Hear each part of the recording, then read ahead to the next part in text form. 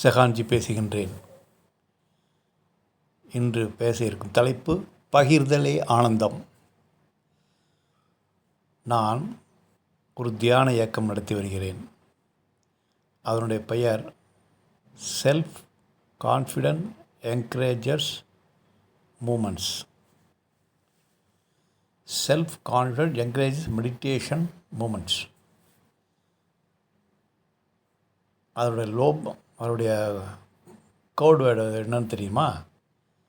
உயர்க உணர்வுடன், பகிர்க பண்புடன். உயர்க உணர்வுடன் அப்படின்னா, நீ வாழ்க்கையில் எந்த நிலைக்கு உயர்ந்தாலும் அது உணர்வோடு உயர்ந்துவிடு. அந்த உணர்வு தான் உன்னை ஆணவமற்ற நிலைக்கு அழைத்துச் சொல்லும். உணர்வற்ற உயர்தல் மனதின் ஆதிக்கத்திற்கு வழிவகுக்கும்.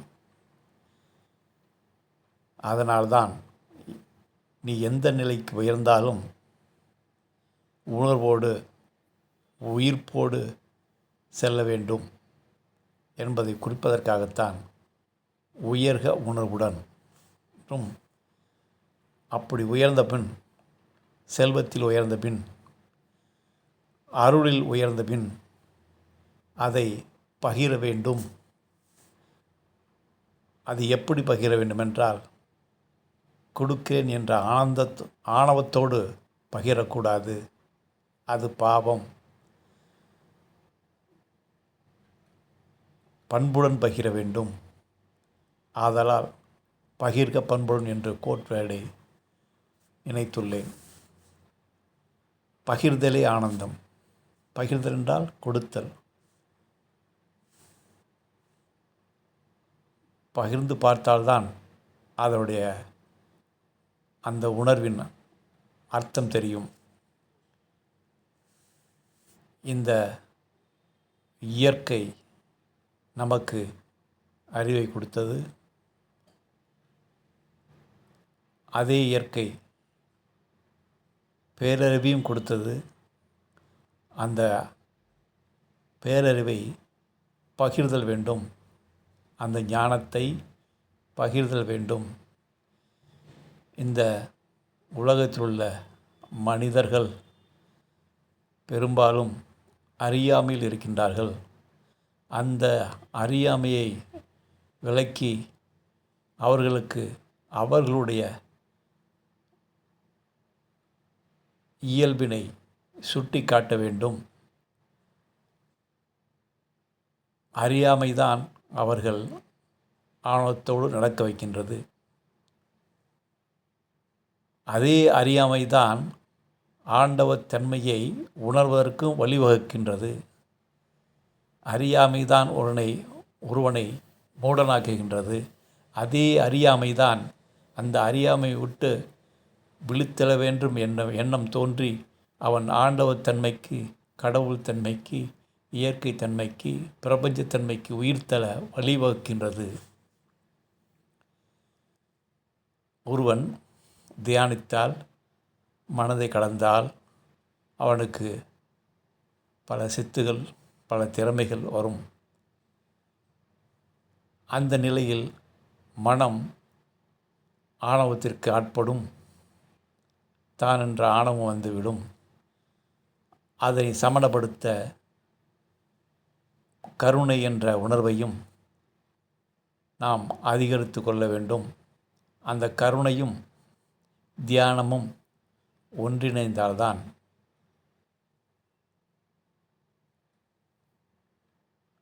சமப்படுத்த முடியும். வெறும் தியானம் மட்டும் செய்தால் அங்கே ஆணவம் உயர்ந்து மற்றவர்களை புண்படுத்தும் நிலைக்கு ஆளாகிவிடும். கருணையும் சேர்ந்துவிட்டால் தான் பெற்ற அறிவையும், தான் பெற்ற பேரறிவையும் பண்புடன் பகிர ஆரம்பித்து விடுவான். கொடுத்து பாருங்கள். உங்களுடைய கர்மா கழிய வேண்டுமென்றால் கருணை, பகிர்தல் குணத்தை அதிகப்படுத்திக் கொள்ளவும். தியானத்தை விட கருணை உயர்ந்தது. கருணை. அதனால்தான் வள்ளலார் பசித்தவர்க்கெல்லாம் உணவளிக்க சொன்னார். ஏன் அந்த முடிவுக்கு அவர் வந்தார்? மனித பிறவி உன்னதமானது. பல பிறவிகளை எடுத்து அந்த நிலைக்கு மனிதன் வந்துள்ளான். அவனுள் சத்தியம் ஒன்று இருக்கின்றது, ஆத்மா ஒன்று இருக்கிறது. ஆத்மா வாழும் கோயில் பசியால் வாடக்கூடாது. அவர் மனிதர்களை வெறும் உடம்பாக பார்க்கவில்லை. மனிதருக்குள்ள சத்தியத்தை பார்த்திருக்கிறார். மனிதர்களுக்குள்ள ஆத்ம தன்மையை பார்த்திருக்கின்றார். அந்த ஆத்ம தன்மை வாழும் கோயிலாகிய உடம்பு பசியினால் வாடக்கூடாது. மனித பிறவி அற்புதமானது. குருடு இல்லாமல் பிறப்பது அதனினும் அரிது. அப்படிப்பட்ட மனிதர்கள் வறுமையிலும் பசியிலும் மரணத்திற்கு ஆளாகக்கூடாது. மரணத்திற்கு முன்பே அவன் யார் என்று அவன் உணர வேண்டும். அதற்கு சிறிது உணவாவது கிடைக்க வேண்டும். வள்ளலார் வாழ்ந்த காலத்தில் மிகுந்த பஞ்சமெல்லாம் ஏற்பட்டிருக்கிறது. வாடிய பயிரை கண்டபோதெல்லாம் வாடினேன் என்று ஏனேன் பாடினான் என்றால், இந்த பயிர்கள் வளர்ந்து நெற்கதிர்களால் அரிசி பற்று அந்த உணவை மனிதனுக்கு உணவாகுமே. அப்படிப்பட்ட தாவரங்கள் வாடி நிற்கின்றதே.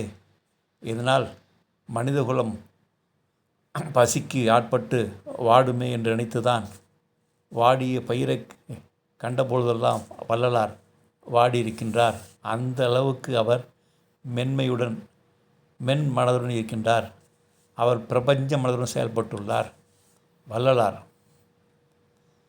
நான் அறிந்த ஞானிகளிலே வியந்து பார்த்த ஞானி வள்ளலார் தான். எத்தனையோ ஞானிகளின் ஞான அறிவுரைகளை கேட்டிருக்கின்றேன். ஓஷோவின் தியான உத்திகளையும் கேட்டிருக்கின்றேன். அவருடைய ஞான உரையையும் கேட்டிருக்கின்றேன். ஆனால் அதையும் கடந்து ஞானப்பாதற்கு உயிர்த்தெழுவதற்கு கருணையும் தியானமும் இணைந்து செயல்பட வேண்டும் என்று வள்ளலார் ஒரு புதிய பாதையை, ஞானப்பாதையை நமக்கு அழுத்திவிட்டு செல்கின்றார். தியானம் நம்மை செம்மைப்படுத்தும் தான். ஆனால் கருணை நம்மளை வளமைப்படுத்தும், சமணப்படுத்தும். கருணை உணர்வு ஒவ்வொரு மனிதனையும் ஆத்ம பார்வை பார்க்கும் வல்லமைக்கு வழிவகுத்துவிடும். தன்னையும் பிறரையும் தன்னைப்போல் தனக்குள் இருக்கும் தெய்வீகம் மற்றவர்களிடம் இருக்கின்றது, தனக்குள் இருக்கும் சத்தியம் மற்றவர்களிடம் இருக்கிறது என்ற உணர்வை அதிகப்படுத்தும் இந்த பகிர்தல் குணம், இந்த கருணை குணம். மனிதன்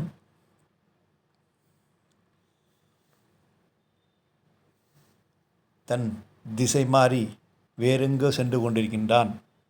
அவன் எங்கு செல்ல வேண்டுமோ அந்த திசை மாறி மேலும் மேலும் தன் இல்லத்தை விட்டு வெளியே தேடிக்கொண்டிருக்கின்றான். அவன் அமைதியை வெளியே தேடுகின்றான். அவன் செல்வத்தை வெளியே தேடுகின்றான். ஆனால் அவனுக்குள் அற்புதம் இருப்பதை அவன் மறந்துவிட்டான். அந்த மறதி என்ற நோயை போக்குவதுதான் தியானமும் கருணை உணர்வும். இந்த கருணை உணர்வு அதிகமாக அந்த மனிதனிடம் மிகவும் ஞானம் மிளிரும்.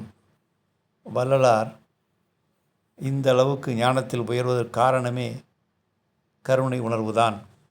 அந்த ஞானப்பாதையில் செல்வதற்கு இந்த கருணை பகிர்தல் உணர்வுதான் உன்னதமானது என்பதை உணர்ந்து அவர் நமக்கு ஒரு புதிய ஞான புத்தியை வழங்கி சென்றுள்ளார். தியானம் நம்மை செழுமைப்படுத்தும். கருணை நம்மை வளமைப்படுத்தும். கொடுத்து பாருங்கள். உங்களிடம் என்ன இருக்கின்றதோ அதை கொடுங்கள். பொருள் இருந்தால் பொன் முருகளுடன் கொடுங்கள். அருளில் இருந்தால் பண்புடன் கொடுங்கள்.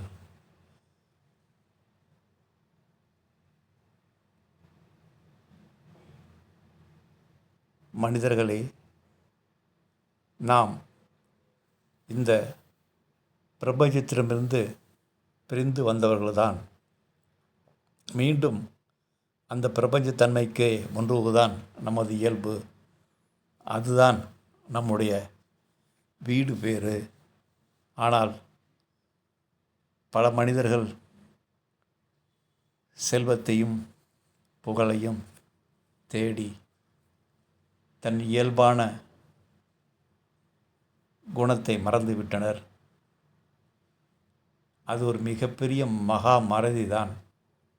அந்த மறதியை போக்குவதற்கு ஞானமடைந்த ஞானிகள் சில மருந்தினை கொடுத்து சென்றுள்ளார்கள். ஞான உத்திகளை வழங்கி சென்றுள்ளார்கள். அதை நாம் பயன்படுத்தினால் மனதை கடந்து கருணை உணர்வோடு பகிர்தல் தன்மையோடு இந்த சமுதாயத்தில் அருட்பணி செய்ய ஆரம்பித்து விடுவோம்.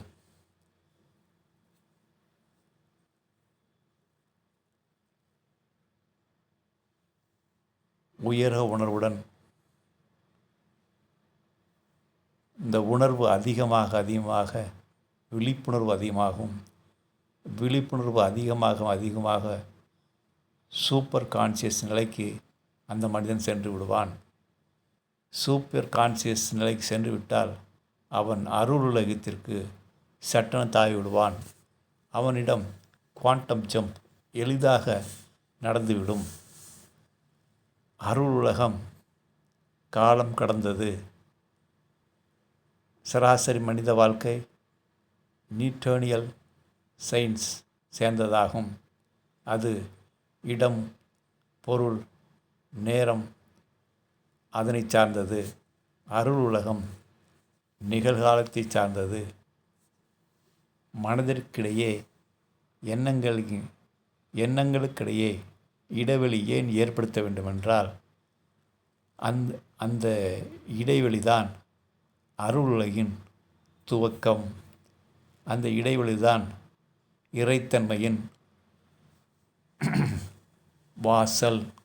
யோக வாசலின் முதல் படிதான் எண்ணங்களுக்கிடையே ஏற்படும் அந்த இடைவெளி. அந்த இடைவெளியை அதிகப்படுத்துவதற்குத்தான் நாம் மூச்சை கவனிக்கும் பொழுது உள்மூச்சுக்கும் வெளிமூச்சுக்கும் இடையே உள்ள இடைவெளியை கவனிக்கும் தியானம் ஒன்றுள்ளது. ஏன் அந்த இடைவெளியை கவனிக்க வேண்டுமென்றால் அந்த இடைவெளி கவனிக்க மனதிலே ஏற்படும் எண்ணங்களுக்கிடையே இடைவெளி அதிகமாகும். ஒரு எண்ணம் தோன்றி ஒரு எண்ணம் மறைவதற்கான இடைவெளியில் அந்த இறைத்தன்மையின் ரகசியம் பொழுதிருக்கின்றது. யோக வாசல் அங்குதான் ஆரம்பிக்கின்றது. அங்கேதான் மௌனம் ஆரம்பிக்கின்றது. அந்த மௌனம், அந்த எண்ணங்களுக்கிடையே இடைவெளி எவ்வளவுக்கு அதிகமாகின்றதோ அவ்வளவு நமக்குள் மௌனம் ஏற்படும். மௌனத்தை மீண்டும் விழிப்புணர்த்தால் கவனித்தால் மௌனத்திற்கு அந்த மனிதன் சென்று விடுவான். அந்த நிலைக்கு செல்வதற்கு மிகுந்த விழிப்புணர்வு வேண்டும். மனதின் சலசலப்பையும் மனதின் ஆட்டத்தையும் நிறுத்துவதற்கு எண்ணங்களுக்கிடையே உள்ள அந்த இடைவெளியை அதிகப்படுத்த வேண்டும். மனிதர்களே, பரபரப்பான வாழ்க்கை வாழ்ந்தது போதும். சற்று அமருங்கள். உங்களை நீங்கள் உற்று நோக்குங்கள்.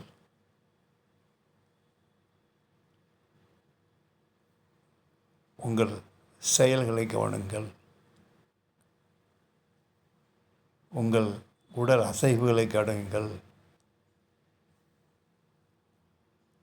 அப்படி கவனிக்கும் பொழுது மனதிற்கு செல்லும் அந்த உயிர் சக்தி கவனித்தல் சக்தியாக மாறி உங்களுக்குள் தியானத்தன்மை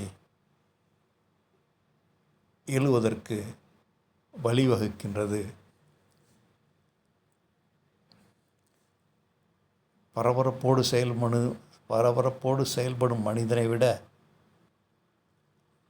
மனதை கடந்து மௌனமாக செயல்படும் மனிதனிடம் படைப்பாற்றல் திறனும் அதிகமாக இருக்கும். அவனிடம் மதத்தன்மை மிகுந்திருக்கும். இந்த நாட்டினில் இப்பொழுது மதத்தன்மையற்ற மதங்கள் அதிகமாகிவிட்டன. அதிகார துஷ்பிரயோகம் செய்யும் அரசியல்வாதிகள் அதிகமாகிவிட்டனர். இவர்களின் ஆட்டத்தை சமணப்படுத்த ஞானமடைந்த ஞானிகளால் மட்டும்தான் முடியும். இந்த உலகில் இன்னும் பல ஞானிகள் தோன்ற வேண்டும், தோன்றும் சூழ்நிலைக்கு ஆட்படுத்த வேண்டும். அப்படி ஆட்படுத்த வேண்டுமென்றால் ஒவ்வொரு மனிதனும் தியானத்தன்மையுடனும் கருணைத்தன்மையுடனும் விழித்தெழ வேண்டும். அப்படி விழித்தெழுவதற்கான சூழ்நிலையை அந்த மனிதனுக்கு நாம் ஏற்படுத்தி தர வேண்டும். புறச்செல்வத்தை மட்டும் தேடினால் பற்றாது, அகச்செல்வம் ஒன்று உள்ளது என்று அவனுக்கு சுட்டி காட்டப்பட வேண்டும். வெளியே தேடியது போதும், உள்ளே வா, உள்ளே வா. உள்ளேதான் வெளியே தேடும் செல்வத்தை விட உள்ளே மிகப்பெரிய புதையல் ஒன்று இருக்கிறது என்று அவனுக்கு சுட்டி காட்டப்பட வேண்டும். அவனுடைய பாதையை திசை திருப்ப வேண்டும், மடைமாற்றம் செய்ய வேண்டும். அவனுக்கு ஒரு அதிர்ச்சி வைத்தியம் அளிக்க வேண்டும். அப்பொழுதுதான் அவன் உள்நோக்கி பார்க்க ஆரம்பிப்பான். இந்த சமுதாயம் ஒரு மனிதனை வெளியே பார்க்கவும், வெளியே பரபரப்பாக செயல்படவும், புகழுக்காக, செல்வத்திற்காக, பதவிக்காக ஓடி தேடி அலைய வேண்டும். போராட்டம்தான் வாழ்க்கை என்று கற்பித்து விட்டது. அதனால்தான் இன்றைய மனிதன் அமைதியின்றி மன அழுத்தத்துடன் வாழ்ந்து கொண்டிருக்கின்றான். பல மனிதர்கள் மன அழுத்தத்துடனும் பரபரப்புடனும் வாழ்ந்து கொண்டிருக்கின்றார்கள். இளம் வயதிலேயே மாரடைப்பும் ஏற்பட காரணம் என்னவென்றால், அவன் மிகுந்த பரபரப்புக்கு விட்டான், மிகுந்த மறதி நோய்க்கு ஆளாகிவிட்டான். அவனை சற்று நிறுத்தி இளைப்பாறுதல் செய்ய வேண்டும். அந்த இளைப்பாறுதலுக்கு அந்த உதவி செய்வதுதான் தியானம், இந்த கருணை உணர்வு.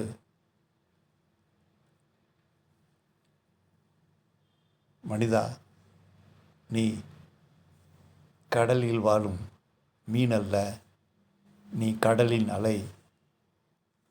இந்த பிரபஞ்சத்தின் பிரதிநிதி, இறைத்தன்மையின் கொண்டாட்டம், கடவுள்தன்மையின் கருணையின் உச்சம் நீ. நீ இறுகி இருக்கலாமா? நீ உன்னை வருத்தி கொள்ளலாமா? நீ உன்னை உன் இல்லம் மறந்து, உன் தாயின் இல்லம் மறந்து வெளியே திரும்பி அலைந்தது போதும். எத்தனை பிறவிகள் எடுப்பாய்? எத்தனை பிறவிகள் எடுத்தாலும் நீ அமைதியை தேடிக்கொண்டே நிற்பாய். அந்த அமைதியை உனக்குள் உணர உள்ளே பார், உன் அகத்தை பார். உன் அகத்தில் இருக்கும் உயிர்த்தன்மையை பார். உனக்காக அது உதவ காத்து கொண்டிருக்கிறது. எப்பொழுதாவது என்னை அவன் பார்ப்பான், அப்பொழுது அவனை நான் அமைதிக்கு ஆட்படுத்தி விடுவேன் என்று காத்து கொண்டிருக்கிறது. இயேசு சொல்கின்றார், நான் உன்னை விட்டு விலகுவதும் இல்லை, கைவிடப் போவதும் இல்லை. இந்த ஞான வரிகளில் அர்த்தம் என்னவென்றால், நான் உன்னை விட்டு விலகவும் இல்லை. அந்த நான் யார் என்றால் உங்களுடைய உயிர்த்தன்மை, உங்களிடம் இருக்கும் இறைத்தன்மை. அது எப்பொழுதும் உங்களை விட்டு விலகுவது இல்லை. அது அமைதியாக காத்து கொண்டிருக்கிறது. அது இந்த மனிதனுக்கு மிகப்பெரிய சுதந்திரத்தை வழங்கியிருக்கின்றது. அவன் விழித்தெழுந்து தன்னை நோக்கி வருவான் என்று காத்து கொண்டிருக்கிறது. ஆத்மாவுக்கு செல்ல வேண்டிய உயிர் சக்தி மனதிற்கு சென்றதால் அவன் ஆணவத்தன்மையோடு அல்லாடி கொண்டிருக்கின்றான். அவனுக்கு ஒரு அதிர்ச்சி வைத்தியம் கொடுத்து அவனது பார்வையை உள்முகமாக திருப்பச் செய்ய வேண்டும். அப்படிப்பட்ட வேலையை செய்பவர்கள்தான் ஞானமடைந்த ஞானிகள்.